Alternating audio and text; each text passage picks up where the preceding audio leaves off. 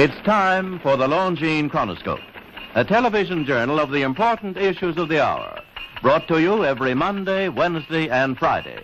A presentation of the Longines Whitnor Watch Company, maker of Longines, the world's most honored watch, and Whitnor, distinguished companion to the world-honored Longines. Good evening, this is Frank Knight. May I introduce our co-editors for this edition of the Longines Chronoscope? Larry Lasser, CBS News correspondent, and Kenneth Crawford, National Affairs Editor of Newsweek magazine. Our very distinguished guest for this evening is Admiral Richard E. Bryd. The North Pole used to be a no-man's land, but these are the days when, by buying a ticket on a commercial airliner, you can fly across the North Pole and drink a cocktail at the same time. You know, only 60 or more years ago, about 35 years ago, our guest tonight found out whether there was any land north of the North American continent. He made that first discovery flight, and I must say that Admiral Bryd, our guest tonight, is not only our greatest living explorer, but he's been an inspiration to countless Americans. Admiral Bryd, you've been to both the North Pole and the South Pole. Is there any unexplored land left on this earth that might appeal to adventurous young Americans? Yes, there is. And not up around the North Pole, because it's getting crowded up there now, because they find out it's really usable, not only to live in, but militarily. But strangely enough, there's left in the world today an area as big as the United States that's never been seen by a human being. And that's beyond the pole on the other side of the South Pole from Middle America. And I think it's quite astonishing that there should be an area as big as that unexplored. This is a tremendous So challenge. there's a lot of adventure left down at the bottom of the world. Well, Admiral, do you hope to see that? I do. Well, Admiral, Yes. would you say that since you've been to both the extremities of Earth, are these expeditions to such far-off places, are they getting easier because of modern techniques, or is danger still close at hand? Well, it's a little risky, but nothing like it used to be with the old slow planes and the small cruising radius where we had to put down bases. We replaced the dog teams, and of course that was a big improvement. But now the planes go much faster and they're safer, and they have a much bigger cruising radius. You haven't got the danger of a terribly heavy load. Admiral, an expedition to which I believe you're the advisor is now en route. What is that expedition doing? Well, that's the icebreaker Atka, and it's a reconnaissance expedition. It's going down to the South Pole area to make certain observations and to look for some bases. They will be back in April, and they will report back, and upon the information we get from that undertaking, we will base the bigger expedition that's to follow. Is that very definitely planned, or is that... That is being planned right now. So I'm willing to say to you that there will be a number of expeditions that will follow, I think, year after year, at the bottom of the world, because the government has really become interested. Well, Admiral Bryd, I can understand, I think everybody can, the interest in the North Pole because it's so near our greatest challenger, Soviet Russia. But why this interest in the bottom of the world? Nobody living down there, is there? No, it's pretty cold. There's only one permanent resident, that's the emperor penguin. The little ones live further north. I tell you one reason they're interested. It's by far the most valuable, important place left in the world for science. That's why the scientific groups all over the nation are really interested.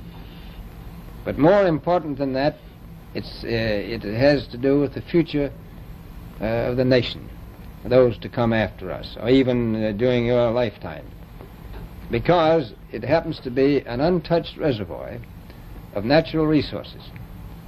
And, you know, as the world shrinks with an ever-increasing acceleration, far-flung places, once useless, like we thought the North Pole was, and no man's land, become very useful. The bottom of the world will be important, not only to us, but to our allies. I was going to ask you, does it have military importance? It has some, and as the world shrinks, it will continue to shrink with an ever-increasing acceleration. thus bringing these places closer. And in the future, I can see a time when it will be very, very important strategically.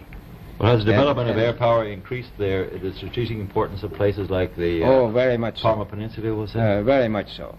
Even now, if anything happened and we lost the Panama Canal, we would have to control the islands just north of Antarctica, which are part of Antarctica, and between there and Cape Horn. I've heard it said that there are 7 continents in the world, and one of them has never been seen by a woman, and that's Antarctica. Is that actually true? Well, if the Palm Peninsula is an island, as far as I know, that's true. No woman's ever stepped foot upon the Antarctic continent, and it's the most peaceful place in the world. Well, I'm sure that won't last very long. I understand that now that you're working with the Amiral Bryd company in charge of frozen foods. Now, is there any future for frozen foods down these frozen extremities? Well, I think the human race can be helped by that. This was thought out by Dean Arnold, who's, in my opinion, a great humanitarian. He learned that we went down there after 4 or 5 years and finished a meal that we had left there on the table when we had evacuated Little America. Everything was perfect, including the bread. So he got the idea of this frozen bread, and already he sent some to Europe, and it worked very well over there for some of the starving people. So you can store it down to the Antarctic, and against the lean years, and you wouldn't have any people in the world really starving if you did that. Yes, in the event of an atomic war... You stay there forever. Admiral, you speak of the resources of Antarctica. What are they? What are the natural resources there? Well, we've found enough of coal within 180 miles of the South Pole in a great ridge of mountains. It's not covered with snow, enough to supply the whole world for quite a while. Well, that's the coal. Now, there's evidence of many other minerals. We are pretty sure there's oil. Now, that coal shows the bottom of the world. Now, by far the coldest spot in the world. Where that coal is gets 100 below zero in the winter. Well, it was once tropical. So we think there's oil there, and there's evidence, probably uranium there. Is it any secret? Is there uranium there? That would be the only thing that would be practical to actually go after, I suppose. Everything else would be economically unfeasible, wouldn't it? Well, as we recklessly expend our resources, the time will come when we'll have to go after that stuff down there. Well, you know, I avoided what you said about uranium. I'm not sure about that. I don't want to have the world fight over the Antarctic. And Robert, is there a competition among other nations to try to get information about Antarctica and possibly to secure some of these resources? Well, yes. There are now 7 nations very much interested. Russia is interested tremendously. That I'm sure of. Australia has an expedition down there. The Argentine, the Chile, New Zealand, Britain, and so on. Now, you can understand those people down there being interested because they live down there, the New Zealanders, the Argentinians, the Chileans, and the Australians. And so we don't do much about claiming anything. Admiral, you make this sound a little crowded. Are there that many expeditions now there or en route there?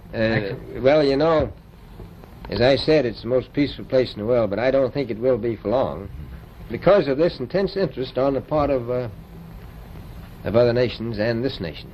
Well, Admiral Bryd, are private expeditions a thing of the past? Is expedition and exploration, making expedition and exploration now purely a government function because of the tremendous cost and organization? No, I don't think so.